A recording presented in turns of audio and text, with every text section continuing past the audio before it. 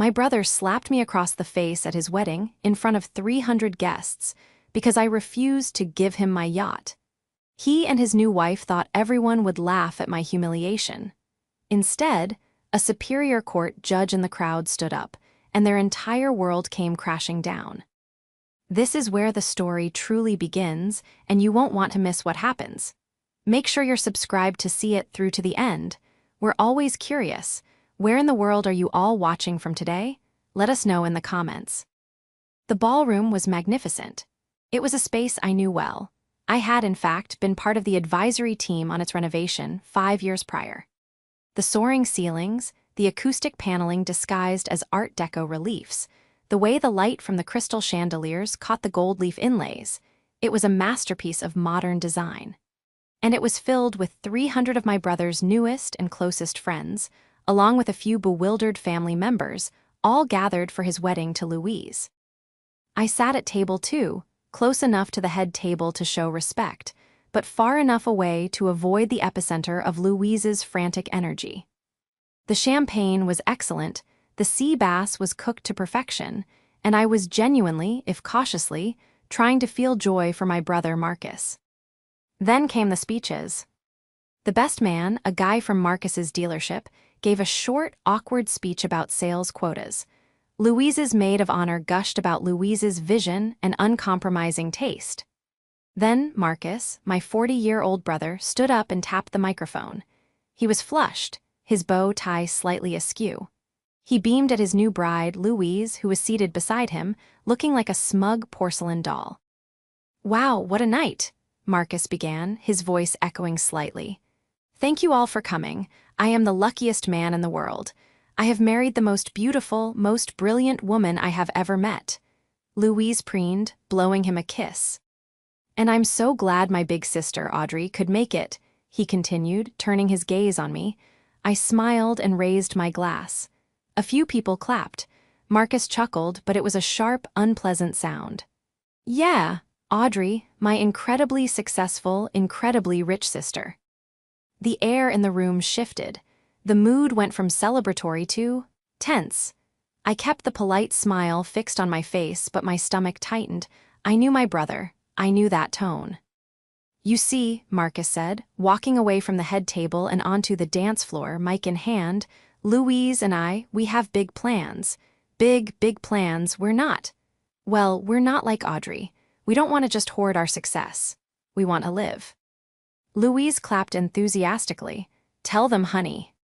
"But to live," Marcus went on, his eyes locking onto mine, "you need a vessel." He grinned, and a few of his friends from the dealership, already deep into their cups, laughed along, sensing a bit. "And my sister, my generous sister Audrey, has the perfect vessel. Don't you, Aud?" My smile faded. I set my glass down.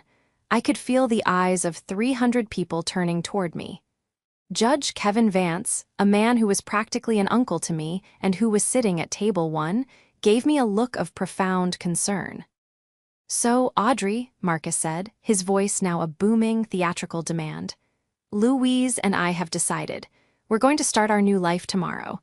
We'll be taking the Aria for our honeymoon. Indefinitely. So, as my wedding gift, my real, final wedding gift, where are the keys?" He held out his hand, palm up, expectant. The room was deathly quiet. This was not a joke. This was an ambush. This was the culmination of 6 months of escalating, insane demands. I slowly rose to my feet, smoothing the front of my silk dress. I kept my voice low, polite, but firm, as if speaking to a client who had just made an impossible request. "Marcus," I said, my voice carrying in the silence, "we discussed this. I am so happy for you. The $300,000 I gave you is for a down payment on a house or for any honeymoon you could possibly dream of. But the Aria is not a gift. It's not on the table. It was never on the table." Marcus's face, which had been stretched in an arrogant grin, collapsed. What did you say?" "I said no, Marcus," I repeated, still quietly. "I'm not giving you my boat. Now please, sit down, you're embarrassing yourself." Louise let out a sound like a punctured tire. "How dare you?" she shrieked from the head table. Marcus looked at Louise, then at his snickering friends, and then back at me. His face contorted with a sudden, childish rage that I hadn't seen in years, not since I refused to co-sign for a failed nightclub venture. You selfish," he began, his voice trembling. He took 3 fast steps toward me. Before I could even process his movement, his hand arced through the air. Crack! The sound was shockingly loud in the silent ballroom. His open palm connected with my cheek, a flash of white-hot pain exploding across. My face, the force of it was staggering. It snapped my head to the side and sent me, and the delicate ballroom chair I had been leaning against, toppling backward onto the floor. I landed hard on my hip. For a half-second, the only sound in the room was the clatter of my chair on the marble, and a single, shocked gasp from Judge Vance's wife. I lay there, stunned, my cheek throbbing, looking up at the beautiful, acoustically perfect ceiling. I could see Marcus standing over me, breathing hard, his hand still raised. He looked shocked at his own actions, but then his eyes met Louise's. She was smirking. He thought this was his moment of triumph. He thought 300 people would see a spoiled, rich sister get her comeuppance. He thought they would laugh. No one laughed. The betrayal was so sudden, so absolute, it was worse than the physical sting. He had not just struck me, he had done it in front of my peers, my friends, and a man I considered a father figure, all to impress his new wife and steal an asset he had not earned. The silence that followed the slap was the loudest sound I had ever heard. The silence stretched for 1 second, 2, 3. It was a suffocating, absolute void, heavier than any sound. 300 guests were frozen, forks halfway to mouths, glasses paused in the air. All I could hear was the ringing in my own ears and the sharp, shallow breathing of my brother, who was still standing over me, his hand tingling from the impact. He looked down at me on the floor, his 46-year-old sister, the woman who had paid for his MBA, the woman who had bylaid him out of 2 separate foreclosures, and his expression wasn't remorse. It was a terrifying, smug justification. He had won. He had publicly dominated me. "Well," he stammered, trying to regain the jovial tone. "I guess that's a no then, huh?" He let out a forced, bark-like laugh, turning to his friends, expecting them to join in. Not a single person moved. Louise, from the head table, was the only one smiling. "Good one, baby," she called out, her voice slicing through the tension like a shard of glass. She needed that. I pushed myself up onto one elbow, my cheek burning, my hip aching from the fall. My mind, the architect's mind that lives on logic and structure, was frantically trying to build a framework for what had just happened. This wasn't a family squabble. This was a crime. "Marcus." The voice that spoke was not mine. It came from Table 1, and it was not loud, but it carried the effortless, unimpeachable authority of a man who had commanded a courtroom for 30 years. Judge Kevin Vance, his face a mask of cold fury, slowly pushed his chair back and stood to his full height. He was 65, with a shock of white hair, and in that moment he seemed 7 feet tall. He placed his napkin neatly on the table. He was not a guest anymore. He was the law. "Marcus," he repeated, his voice cutting through the ballroom. Every head snapped toward him. My brother, who had been puffing his chest out, visibly deflated. "Hey, Judge Vance, just a little family joke. You know how sisters can be." Judge Vance took 1 step toward him. "That was not a joke," he said, his tone flat and glacial. "That was assault. In some jurisdictions, with the fall, it could be battery causing bodily harm." Marcus froze, the color drained from his face. "What, Judge, come on, it's my wedding." "I am perfectly aware of where we are," Judge Vance said, his eyes never leaving my brother. He then looked at the wedding planner, who was hovering by the door, pale and holding a clipboard. "Ma'am, please call the hotel security, and then call the police." "No," Louise shrieked, jumping to her feet. "You can't, it's our party, he's a judge, he can't just do that." "Madam," Judge Vance said, not even gracing her with a glance, "a crime is a crime, regardless of the venue. And as a witness, I have a duty to report it." He finally turned his attention to me. He walked over and offered me his hand. I took it, and his grip was firm and steady. He pulled me to my feet with a gentle strength. "Audrey," he said softly, his eyes full of a deep paternal anger that was all on my behalf. "Are you all right? Do you need a doctor?" I touched my cheek, it was already swelling. I'm all right, Kevin, thank you." "Good," he said. He then turned back to Marcus, who now looked like a terrified child. Louise was frantically whispering to him, "Tell him to stop, make him stop." This was the immediate aftermath. The humiliation I expected to feel was being replaced by a cold, structural resolve. My brother and his new wife had made a catastrophic miscalculation. They had planned this. They had intended to humiliate me into submission, to use public shame to extort a multi-million-dollar asset. They thought this was just a family spat.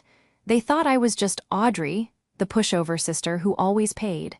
They had forgotten that I am an architect, ID. Document everything. I understand contracts, liabilities, and legal structures better than they ever could. And as I stood there, holding my throbbing face, a single, clear thought cut through the pain. They had forgotten who I was. But more importantly, as Judge Kevin Vance pulled out his phone to, I presumed, call the police precinct directly, they had forgotten who was sitting at table 1.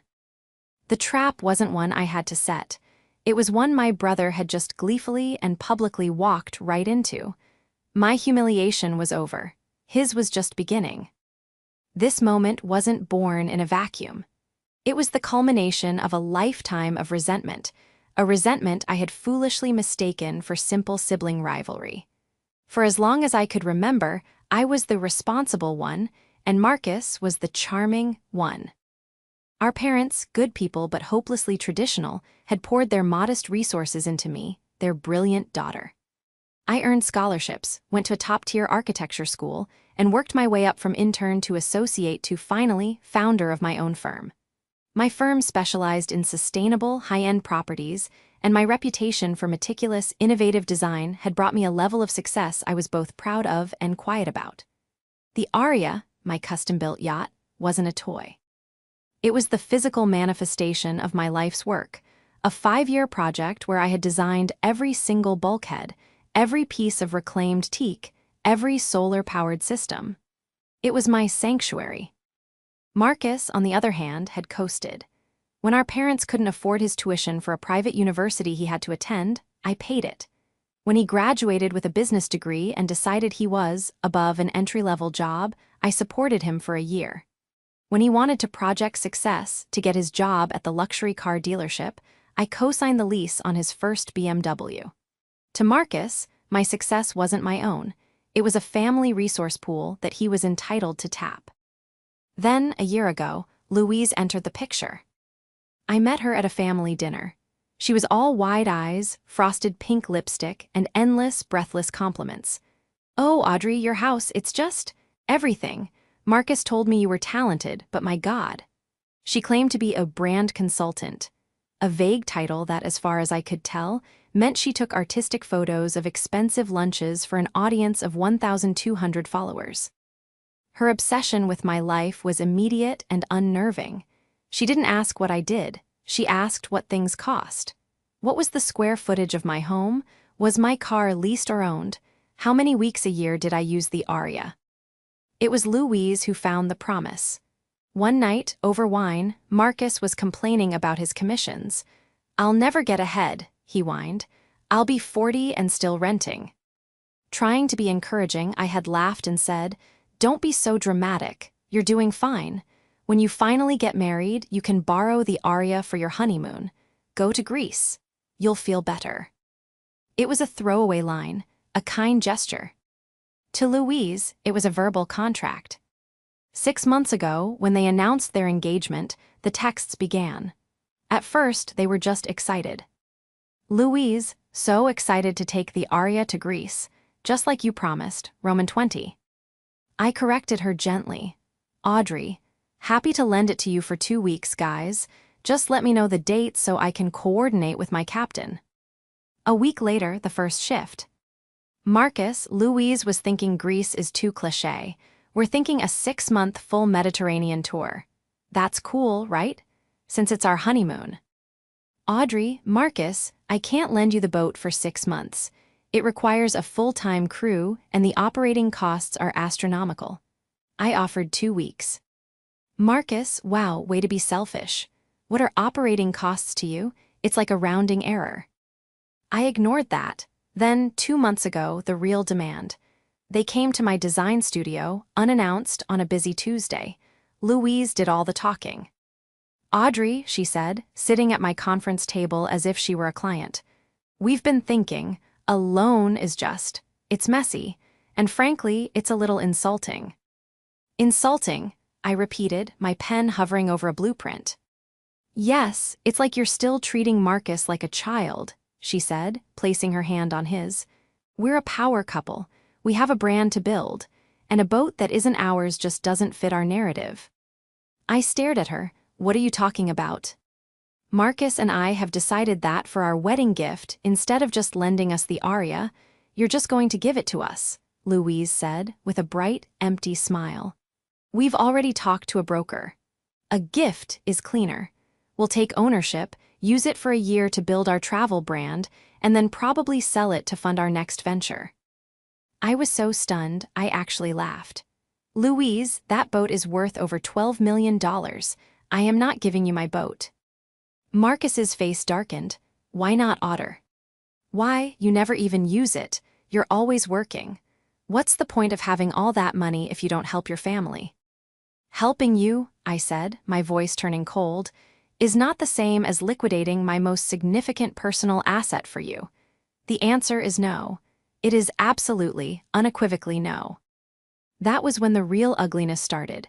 The harassing calls, the texts calling me a selfish hag, the accusations to our parents that I was hoarding the family wealth. I finally decided to end it.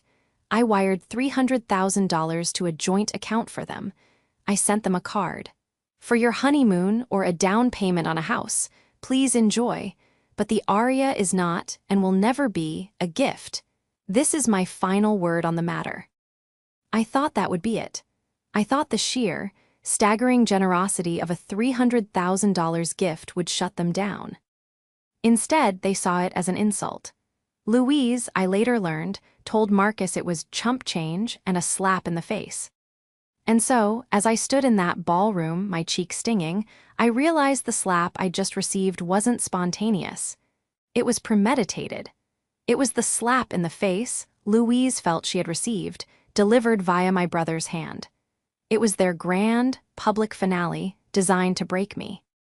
But I don't break, I build. And as Judge Vance led me out of that ballroom, past the stunned faces of 300 guests and the horrified, finally dawning comprehension on my brother's face, I wasn't just a victim. I was an architect, and I was already drawing up the blueprints for what came next. The cool night air hit my throbbing cheek, and the shock began to recede, replaced by a cold, crystalline fury. The chaotic sounds of the reception, a DJ belatedly cutting the music, Louise's high-pitched wail of "You're ruining my wedding," faded behind us as Judge Vance wordlessly led me through the hotel's grand lobby. He didn't stop until we were in the quiet, carpeted corridor leading to the valet. Kevin, I started, but my voice was shaky. He stopped and turned to me, his expression no longer the fiery judge, but the concerned friend who had held me on his shoulders at a family barbecue 35 years ago. Let me see, he said, gently tilting my chin toward the light. He winced. That's going to be a significant bruise, Audrey. We need to get you ice, and we need to get a statement. A statement, I said, feeling numb. Kevin, it's Marcus, it's my brother. It was your brother, he said, his voice firm, leaving no room for argument. The man who did that is a criminal. Family doesn't get a pass on assault. He pulled out his phone. I know the precinct captain in this district. I'm not calling as a judge, I'm calling as a witness to a felony. This was the turning point. Part of me, the responsible sister part that was so deeply ingrained, wanted to go home, lock the door, and just cry, to let the humiliation wash over me and then, eventually, sweep it under the rug, just as I had swept Marcus's debts and failures under the rug for 2 decades. But seeing Kevin's resolute anger, his absolute conviction, extinguished that impulse. He was right. This was not a family disagreement. This was a violent act of extortion. "You're right," I said, my voice hardening. "Make the call." While he spoke in low, concise terms to the police, I stood there, my mind clicking into place. I am a designer. My entire career is built on seeing a problem, anticipating the stresses, and designing a structure that can withstand them. Louise and Marcus were a problem, and I had been ignoring the stress they were putting on my life's foundation. When Judge Vance hung up, he looked at me. "They're sending a car. They'll meet us at the downtown precinct. It's better to do it there, away from this." He gestured back toward the ballroom. "It will be faster, and it will be taken more seriously." "Okay," I said. "Thank you, Kevin, for everything, for standing up." "Nonsense," he grumbled. "I'm only sorry I didn't stand up faster." He then flagged down a hotel attendant for an ice pack, which I pressed to my face, wincing at the cold sting. As we waited for the police car, I made a call of my own. I called my personal lawyer, a man who had structured all my contracts and set up Aria Holdings, LLC. It was 10:30 p.m. on a Saturday. He picked up on the second ring. "Audrey, is everything okay?" "Paul, I'm sorry to call so late. Something has happened. I'm at my brother's wedding, and he just assaulted me in front of the entire reception." "He what?" Paul's voice went from sleepy to razor sharp. "He slapped me and knocked me to the floor. Judge Kevin Vance is with me. We're on our way to file a police report."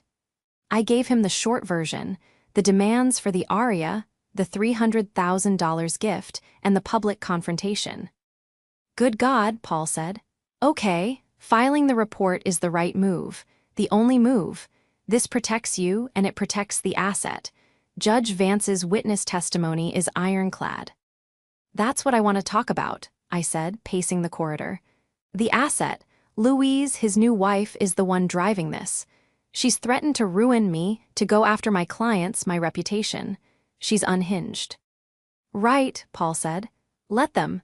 Any attempt to slander you to your clients is defamation and tortious interference.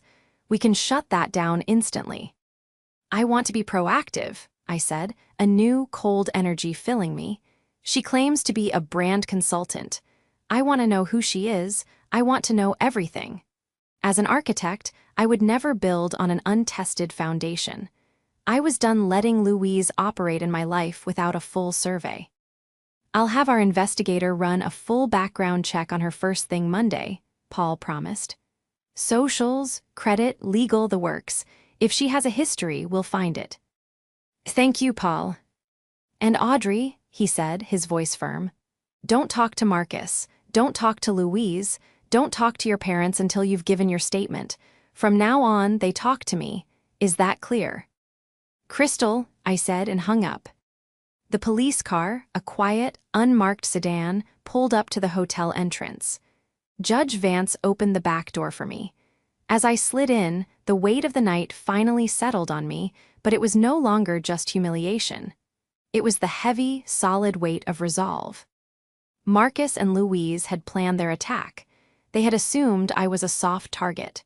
They had assumed that family meant I was their permanent, personal safety net. They had forgotten that safety nets are for accidents. They are not for people who jump on purpose, intending to break the very person holding them. The investigation had begun. The structure of their future was about to be condemned. Filing the report was a surreal, out-of-body experience. Judge Vance sat beside me, a silent, powerful presence, as I recounted the evening's events to a detective who seemed to grow increasingly grim. The officer taking the photographs of my face, my cheek now a mottled, swelling purple and red, was gentle and apologized for the flash. Judge Vance gave his own statement, a concise, devastatingly clear account from a judicial witness, which the detective read back with raised eyebrows. We were finished by 2 a.m. I slept for 3 hours and woke up feeling like I'd been hit by a truck. The adrenaline was gone, leaving only a deep, aching throb in my face and my heart. My phone was a wasteland. Dozens of missed calls from my parents, who had presumably been alerted by a frantic Marcus. A string of texts from Marcus himself, oscillating wildly between, "How could you ruin my wedding?" and "Audrey, pick up, we can fix this," and finally, a chillingly cold, "You will regret this." But I didn't have time to dwell. I was meeting a new client at my studio at 9 a.m., and I would not let my brother's meltdown derail my business. I was in my office, a clean, glass-walled space overlooking the city, going over blueprints for a coastal home when my assistant buzzed me. "Audrey, your brother and a woe. Man are here, they don't have an appointment and they're being very insistent." "It's fine, Clara," I said, my voice steady. "Send them in." The doors to my studio hissed open, and in walked Marcus and Louise. They were not dressed for an apology. They were wearing matching, expensive-looking sunglasses, and both were holding large coffees. Louise was in a white sundress, as if she were still the blushing bride. Marcus looked haggard, but his jaw was set in stubborn anger. "You need to call them," Marcus said, not even bothering with a hello. He ripped his sunglasses off. "You need to call the police right now and drop that ridiculous report." I leaned back in my chair, deliberately not standing. I simply looked at him, my bruised face on full display. "No." "What did you say?" he snapped. I said, "No, I will not be dropping the report. You assaulted me, Marcus. That's not something we fix. That's a crime." "It was a slap," Louise chimed in, stepping forward. "My God, you're being so dramatic. He was drunk. It was his wedding. You embarrassed him. You embarrassed me." I turned my cool gaze to her. "You are not welcome in my office, Louise. You are not welcome in my life. You need to leave." "We're not leaving," Marcus said, planting his hands on my desk, scattering a set of my carefully arranged drafting pencils. "We're not leaving until you fix this. You've already given your statement or whatever. Just call them and remember what happened. Say you were drunk and you fell. Say anything. Just make it go away." "So," I said, steepling my fingers, "you're not here to apologize for the assault. You're here to ask me to commit a crime, to file a false report." "It's not," Marcus sputtered, "it's just fixing a family problem." This was it. This was the moment. The arrogance, the total lack of remorse, the sheer, unmitigated entitlement, it was all so clear. "Sit down," I said. It was not a request. Surprised by my tone, they both hesitated. And then, like disobedient children, they sat in the two Eames chairs opposite my desk. "You came here for the aria," I said. "You assaulted me for the aria. You are here, demanding I lie to the police for the aria. You have built your entire future on this one single asset." "It's what you promised," Louise hissed. "I promised nothing," I said, my voice like ice. "But you two are so blinded by your greed that you didn't even bother to do 5 minutes of research." I swiveled in my chair to my computer, pulled up a file, and turned the large monitor toward them. On the screen was a PDF, the Articles of Incorporation for Aria Holdings, LLC. Marcus squinted. "What is this? More of your boring work stuff?" "That," I said, "is the legal owner of the aria. It's a limited liability company. It's not my personal property. It's a corporate asset held by my holding company for insurance, liability, and tax purposes." Louise looked confused. "So, just sign it over. The company, the boat, whatever." I almost laughed. "You really are that dense, aren't you? Louise, if I, the sole officer of this LLC, were to gift its only asset, a $12 million asset, to a family member for zero consideration, do you know what that's called?" I leaned forward. "It's called corporate malfeasance. It's called tax fraud. It's the kind of thing that doesn't just trigger a fine, it triggers a full-blown federal audit of me, my company, and the recipient of the fraudulent gift. It's the kind of thing that can get a professional license, like, say, an architect's license, revoked. It's the kind of thing that can lead to jail." I let the words hang in the air. Marcus was pale. Louise was, for the first time, speechless. "You didn't just ask for a boat," I said, turning the monitor back to myself. "You demanded I commit a felony. You assaulted me because I refused to commit a felony for you. So no, Marcus, I'm not calling the police to drop the charges. In fact, I've already spoken to my lawyer. He's very interested in this conversation. I gestured to the small speakerphone on my desk, where a tiny green light was illuminated. This is Paul Anton, counsel for Ms. Audrey. Paul's voice suddenly filled the room, crisp and professional. Marcus, I have a recording of this entire conversation, including your request for my client to file a false police report. That's witness tampering. I'd advise you and your wife to leave the premises immediately before I add that to the complaint. Louise shot out of her chair as if it were on fire. You recorded us. You are in a private place of business, and you were informed you were not welcome, Paul's voice replied. Get out. Marcus stared at me, his eyes wide with a new kind of terror. The anger was gone, replaced by the dawning, sickening realization that this was not a family argument. It was a legal battlefield, and he had just shown up with a water pistol while I was sitting in a tank. Audrey, he whispered, please. Get out of my studio, Marcus, I said, my voice flat. Get out now. They practically ran for the door. As it hissed shut behind them, I let out a breath I didn't even know I was holding. The confrontation was over. The first pieces on the board had been set, and I had just taken their queen. The recording of Marcus's attempt at witness tampering was, as my lawyer Paul put it, a gift.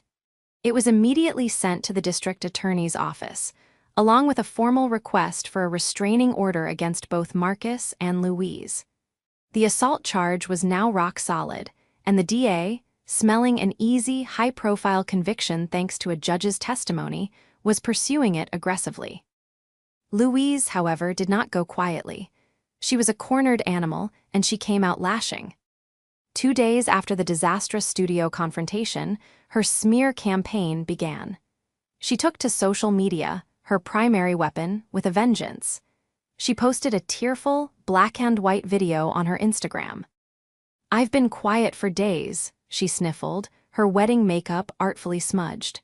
I've been trying to keep the peace for my new husband, but I can't stay silent anymore about his monster of a sister, Audrey. The post was public. She didn't use my last name, but she tagged my firm's official business account. She ruined our wedding, Louise wept to her 1,200 followers. Just because we asked to borrow her precious boat. She had her judge friend call the police and she's trying to have Marcus jailed, all over a stupid boat. She's a liar, she's selfish, and she hates her family. Please don't support her business. She doesn't deserve it. The comments were a predictable mix of OMG, stay strong, from her clueless friends and a few confused what-s. Paul had it taken down in under an hour. A sharply worded cease and desist letter was messengered to her apartment, citing defamation per se and tortious interference with business. The letter informed her that any further mention of me or my firm would result in an immediate civil suit seeking damages. But she had already done me a favor. Her public post was all the evidence Paul needed for the building a case, part of our plan. While Louise was busy committing career suicide on social media, Paul's investigator had finished his report. And it was devastating. Our girl Louise is not just a brand consultant, Paul said over the phone that afternoon. She's a serial debtor with a pattern. She has over $80,000 in credit card debt across 6 cards. She was sued 2 years ago by a former boyfriend for unpaid loans totaling $30,000. The suit was settled out of court. Before him, an apartment complex in another state won a default judgment against her for $15,000 in unpaid rent and damages. So, she's not just a manipulator, I said, rubbing my temples. She's a professional. She's a predator, Audrey, Paul said grimly. She finds men she thinks have access to money, burns through them, and moves on. Marcus was her ticket to the big leagues. She saw you and the aria as the jackpot. My heart ached for my brother. He was a fool, yes. He was weak and entitled and now violent, but he was also a victim. He was a tool for this woman to get to me. This brought us to the second, more difficult confrontation, our parents. They had been calling me nonstop, leaving tearful, angry messages. "How can you do this to your brother? You're tearing this family apart. He made a mistake." I had agreed to meet them at their house, but on my terms. I would not be alone with Marcus. I would come, present my side, and leave. I arrived on Sunday, a week after the wedding. My bruise had faded to a sickly yellow-green. My parents met me at the door, their faces etched with worry. "Audrey, thank God," my mother said, trying to hug me. I stiffened, and she pulled back.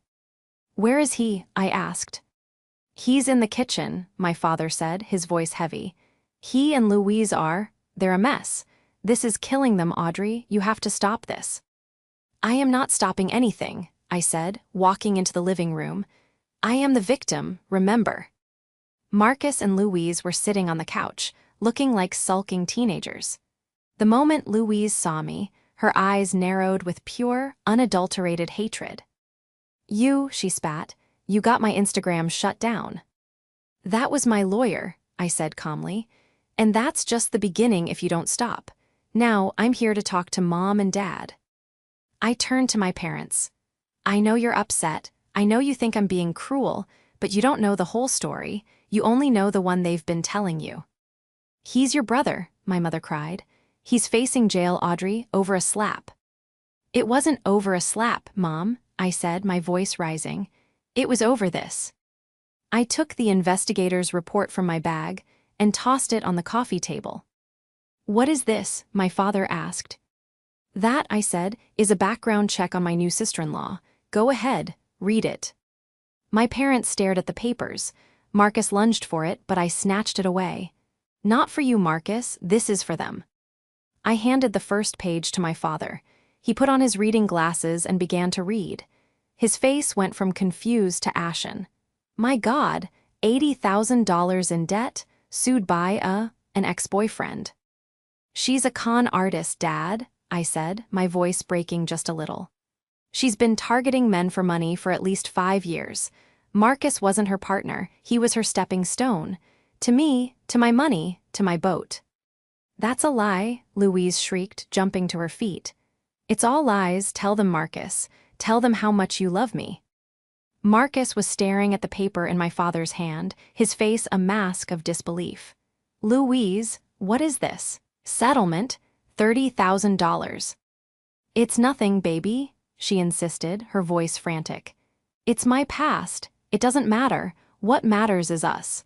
What matters is that your sister is trying to destroy our future." "What future, Louise?" I cut in. "The future where you sell my boat and leave him, because that's what was going to happen." "Marcus," my mother whispered, her eyes full of tears as she read the report. Is this true? Did you know about this?" Marcus looked at Louise, then at the report, then at me. He was trapped. The entire narrative, that I was the selfish, cruel one, had just been obliterated by a few sheets of paper. The spell was breaking. You told me he was a stalker," Marcus said to Louise, his voice trembling. "You told me that lawsuit was fake." "He was," Louise screamed. "They're all liars, and so are you." She pointed a trembling finger at me. "You did this, you." She was out of words. Her entire arsenal of manipulation was gone. She was exposed. In front of the family she was trying to fleece, and the man she had used as a battering ram. Marcus, finally, looked at me. The anger was gone, replaced by a dawning, bottomless horror. He wasn't just seeing the legal trouble he was in. He was seeing, for the first time, the woman he had married, and he was seeing the sister he had betrayed. The fight was over. Louise knew it. She grabbed her purse. I'm not staying here for this." She stormed out of the house, slamming the front door behind her. Marcus didn't follow. He just sank back onto the couch and put his head in his hands, his shoulders shaking. My parents looked at him, then at me, their faces a roadmap of confusion and grief. The antagonist's spell was broken, but the consequences were just beginning. The day of the first court appearance arrived 2 weeks later. It wasn't a trial, just a preliminary hearing, but the stakes felt immense. I walked into the Superior Courthouse, my lawyer Paul at my side. My parents were already there, sitting in the back row, looking small and defeated. Then Marcus arrived. He was alone. He looked terrible. He'd lost weight, his suit was rumpled, and he hadn't shaved. He was a man completely adrift. He saw me, and his eyes were a mixture of shame, fear, and a desperate plea. He started to walk toward me. "Don't," Paul said quietly, putting a hand on my arm. "The restraining order is in effect." Marcus stopped, wringing his hands, and shuffled into the front row to sit with his public defender. Louise was nowhere to be seen. "All rise," the bailiff called out. We stood. The judge entered and my stomach dropped. It wasn't Judge Vance, of course it wouldn't be, as he was a witness, but it was a judge I recognized. Judge Maria Santos, known for her no-nonsense, by-the-book approach. "Calling case 774B, the People versus Marcus," the bailiff said. Marcus and his lawyer stood. The prosecutor, a sharp woman in her 30s, stood as well. "Your Honor," the prosecutor began, "the people are pursuing the maximum charge of battery. The defendant, at his own wedding reception, in front of 300 witnesses, violently struck his sister, the victim, Ms. Audrey, causing her to fall and sustain injury." The public defender sighed. "Your Honor, this is a family matter. A tragic one-time misunderstanding fueled by alcohol at a wedding. My client is deeply remorseful. He's a 40-year-old man with no prior offenses. A battery charge is excessive. We believe this should be a simple misdemeanor, deferred with anger management." Judge Santos looked over her glasses at Marcus. "A misunderstanding? I have the police report here. I have the photographs of the victim's face. It looks like more than a misunderstanding to me." "And Your Honor," the prosecutor added, "we have more. The people would like to submit this." She handed a file to the bailiff, who passed it to the judge. "This is a sworn witness affidavit from the Honorable Judge Kevin Vance, who not only witnessed the assault but was the one to report it. He describes the act as willful, malicious, and entirely unprovoked." A murmur went through the courtroom. Judge Santos's eyebrows shot up. She read the statement, her expression hardening. "A sitting judge is the primary witness," she said, looking at the public defender. "And he used the word malicious." "Judge Vance is a family friend, Your Honor," the public defender stammered, clearly blindsided. "He's biased." "Biased?" Judge Santos snapped. "Or an expert witness to the law? I've known Judge Vance for 20 years. He is not a man given to hyperbole.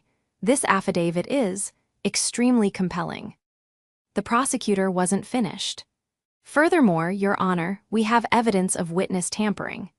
The defendant and his wife, Ms. Louise, approached the victim at her place of business 2 days after the assault, demanding she file a false report and recant her statement. We have a recording of this, provided by the victim's counsel." That was the knockout blow. The public defender's face went white. Judge Santos slammed the file shut. "Witness tampering," she said, her voice dripping with contempt as she stared at Marcus. "You assaulted your sister in front of a judge, and then you tried to get her to lie to the police about it." Marcus trembled, looking desperately at me. "I didn't. She made me."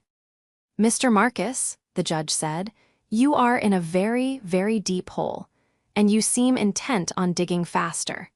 Given this affidavit and the new evidence of tampering, the people's request for the maximum charge is not only reasonable, it's practically required."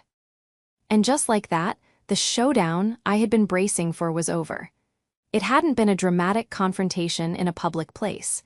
It had been a quiet, systematic legal dissection in a half-empty courtroom. The judge set a date for the plea. The public defender, knowing he had no case, told Marcus his only option was to plead guilty and beg for mercy. I stood up and Paul gathered his things. As I turned to leave, I saw her. "Louise." She was standing in the back of the courtroom, by the door, having slipped in late. She was not wearing designer clothes. She was in jeans and a cheap-looking top, her hair a mess, her face pale with fury. She had clearly been waiting for me. As I walked into the hallway, she burst through the doors after me. "You," she shrieked, and the sound echoed off the marble walls.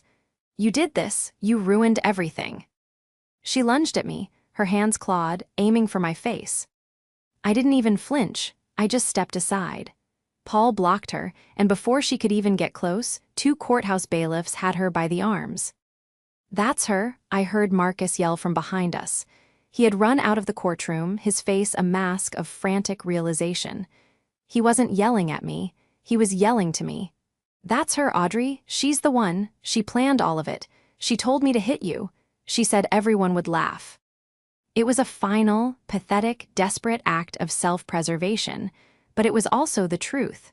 He was throwing his wife to the wolves to save himself. Louise, held fast by the bailiffs, seemed to collapse. Her final, public humiliation was complete. She had lost. She had lost the boat, she had lost her brand, and she had just lost her husband. Get her off me, she screamed, but there was no fight left. It was the sound of a hollowed out shell. The bailiffs dragged H. Still screaming, toward the security desk. Marcus stood there in the middle of the hallway, a man utterly broken. He had built his entire world around this woman, and he had just set the match to it himself. He looked at me, his eyes empty.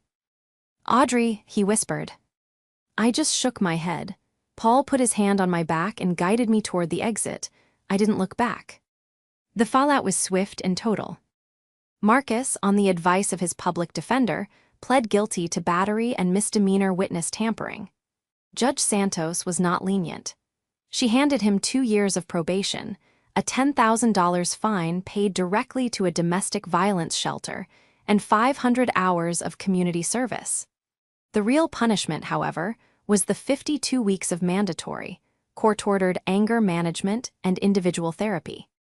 His luxury car dealership, which operated on an image of class and trustworthiness, fired him the day his conviction was finalized. The scandal, amplified by the involvement of a judge and the salacious details of the aria, was too much for their brand. Louise was the true casualty. Her final, desperate lunge at me in the courthouse earned her a night in jail and her own assault charge, which was dropped only because I declined to press it. It didn't matter. Her creditors, alerted to her legal troubles and the public implosion of her marriage, pounced. The civil suits that Paul's investigator had uncovered were reactivated.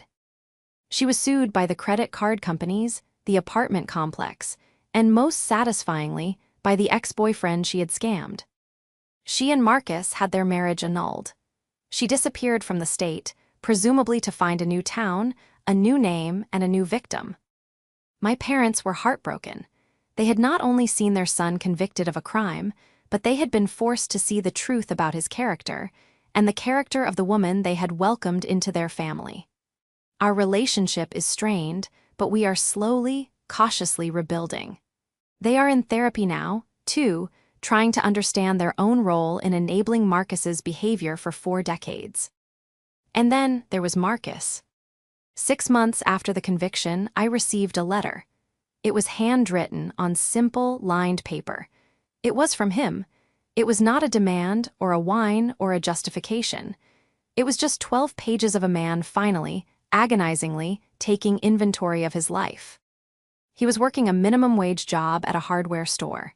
He was living in a tiny, 1-bedroom apartment. He wrote, attending his therapy sessions twice a week. He detailed his jealousy, his deep-seated insecurity, his weakness. He explained how Louise had preyed on those exact things, promising him a life where he could finally be me instead of just being my brother. He wrote that he didn't expect me to forgive him. He didn't deserve it. He just wanted to, for the first time in his life, tell the truth and apologize for the man he had been. I read the letter, and then, for the first time since the wedding, I cried. I cried for the brother I had and the brother I had lost. The restraining order is still in place, but I wrote him back, a simple 2-line card.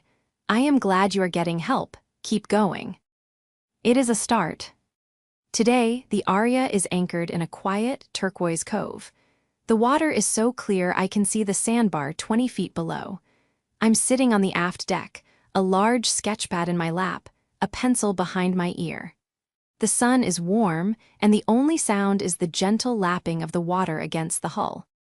My firm just landed the biggest project of its career, a fully sustainable, carbon-neutral resort in Costa Rica. I am here, on my boat, my sanctuary, doing the first preliminary sketches. My phone buzzed. It was a text from Judge Vance. "Anchored off Catalina, waters are calm, thinking of you, proud of you." I smiled and texted back. "All is well, Kevin, sketching the future. It looks beautiful from here." I put the phone down, picked up my pencil, and got back to work. The slap, the courtroom, the betrayal, it all felt 1,000 miles away. They were just stress points in the old design. I had weathered them. The foundation had held, and I was already building something new.